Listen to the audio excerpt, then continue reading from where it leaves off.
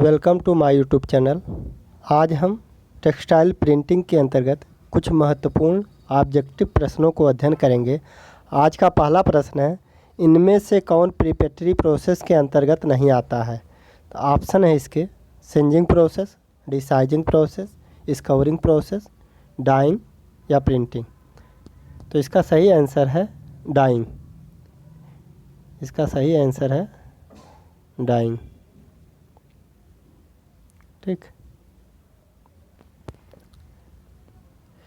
Second question है, या preparatory process, इसकी व्याख्या को हम देखते हैं। प्रिपरेटरी प्रोसेस के अंतर्गत आते हैं जो प्रिपरेटरी प्रोसेस के आते हैं, सिंजिंग आता है आपका, डिसाइजिंग आता है, स्कवरिंग आता है, ब्लीचिंग आता है और मॉइस्चराइजेशन आते हैं। ठीक है। सिंजिंग में हम प्रोसेस जो करते हैं, सिंजिंग में हम to remove the protruding fibre from the fabric.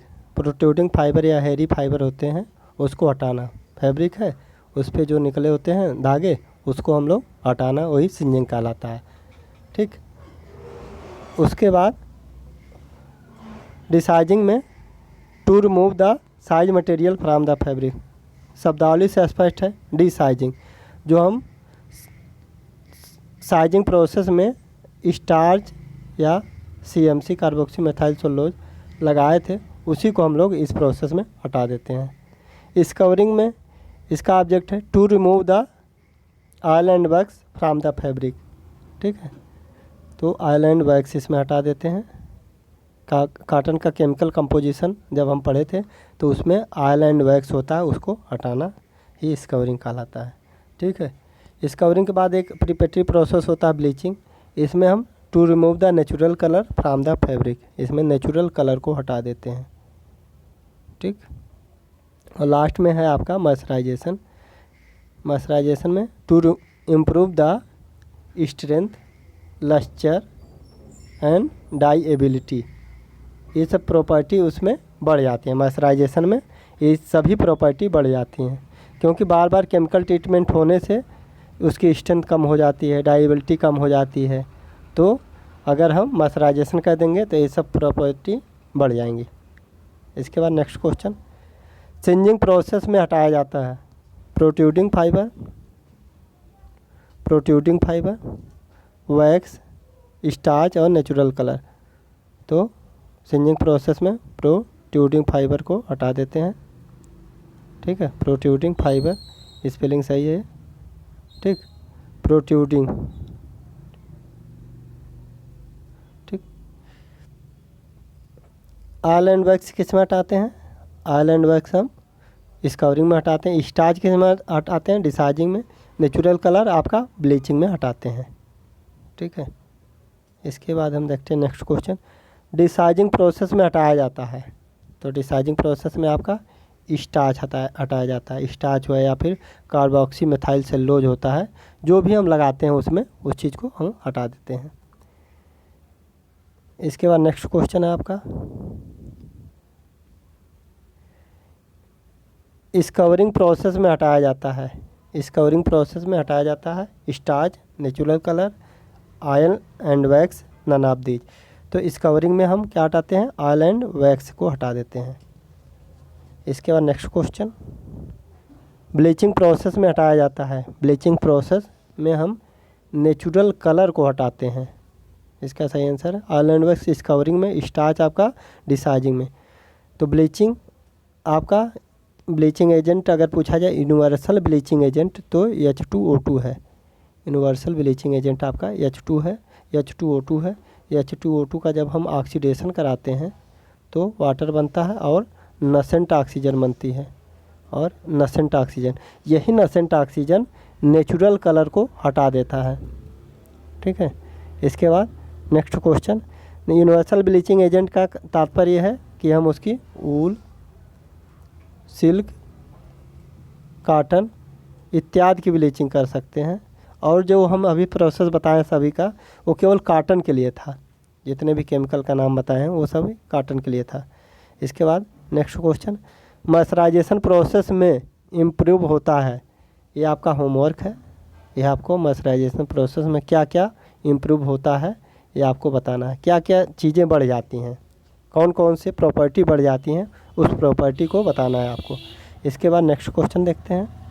सिंजिंग process कितने प्रकार की होती है? 2, 3, 4, 6। तो सिंजिंग प्रोसेस कितने प्रकार की होती हैं? 3 प्रकार की।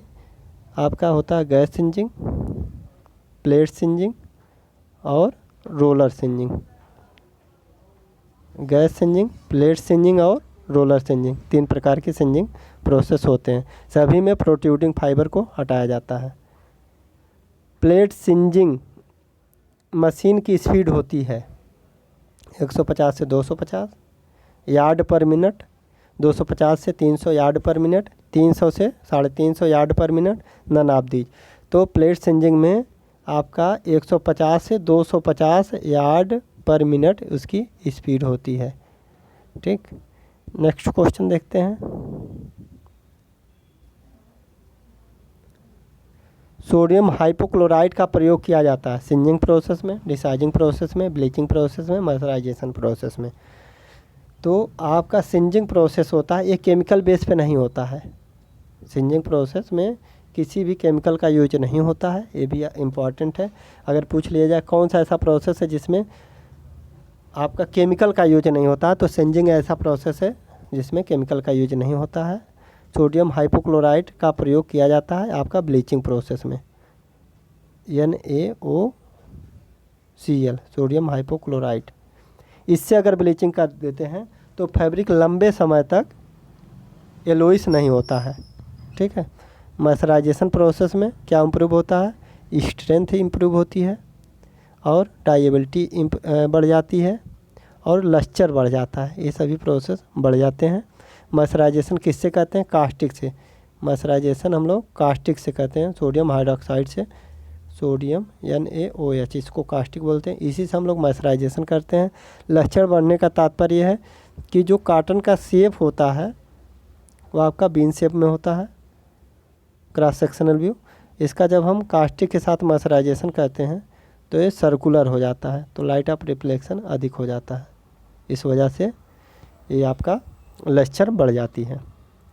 ठीक है। ये भी क्वेश्चन पूछा जाता है, किस प्रोसेस में या कौन सी मीडियम में pH कितना लेने पर डाइएबिलिटी बढ़ती है? आपका क्वेश्चन पूछ लेगा कि pH कितना रखने पर डाइएबिलिटी बढ़ती है। तो बेसिक मीडियम रखने पर, या बेसिक या एल्कली, उसे दोनों का एक ही नाम है। एल्कली मीडियम रखने पर क्या होता है? डाइएबिलिटी बढ़ जाती है। लगभग 10 से अधिक pH रखेंगे, 10 से 11 के बीच में, तो डाइएबिलिटी बढ़ जाएगी। ठीक। इस प्रोसेस से हम लोग क्या बनाते हैं? मर्सराइजेशन प्रोसेस में ज़्यादातर यार्न, जो सिलाई के लिए धागे प्रयोग किए जाते हैं, उसके फैब्रिक बनाते हैं। जो मजबूत धागे चाहिए होते हैं उसकी हम लोग मर्सराइजेशन करके ही बनाते हैं धागे, या यार्न बनाते हैं, फैब्रिक बनाते हैं।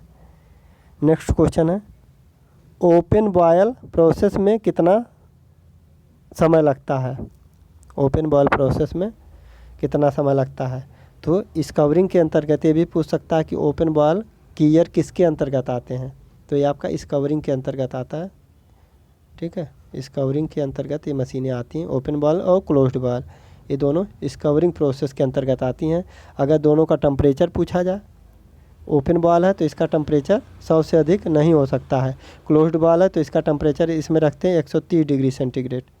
कोई भी चीज़ ओपन है तो उसका टेम्परेचर हम 100 से अधिक नहीं बढ़ा सकते, क्योंकि पानी का जो बॉइलिंग पॉइंट है वो कितना है? वाटर का बॉइलिंग पॉइंट है 100 डिग्री सेंटीग्रेड। इससे अधिक इसका हम टेम्परेचर नहीं बढ़ा सकते, चाहे कितना भी हीटर लगा दें, कुछ भी कर लें, 100 से ज़्यादा नहीं बढ़ सकता, जब तक कि हम इसमें कोई केमिकल का यूज ना करें। ठीक है। ग्लिसरीन का यूज करेंगे तो थोड़ा टेम्परेचर बढ़ जाएगा, क्योंकि उसका बॉइलिंग पॉइंट 130 के आसपास होता है। ओपन बॉयल में कितना समय लगता है? तो ये 8 से 12 घंटे, 8 से 15 घंटे, 9 से 16 घंटे, 5 से 6 घंटे। तो इसका सही आंसर है 8 से 12 घंटे। ठीक है। और उसके बाद नेक्स्ट क्वेश्चन है, क्लोज्ड बॉयल में कितना समय लगता है? 8 से 15, 9 से 16, 10 से 15, 5 से 15। इसका आंसर आप लोग कमेंट बॉक्स में करिएगा। 2 क्वेश्चन आपको कमेंट बॉक्स में करना है, 6 नंबर और 11 नंबर। ओके, थैंक यू, मिलते हैं।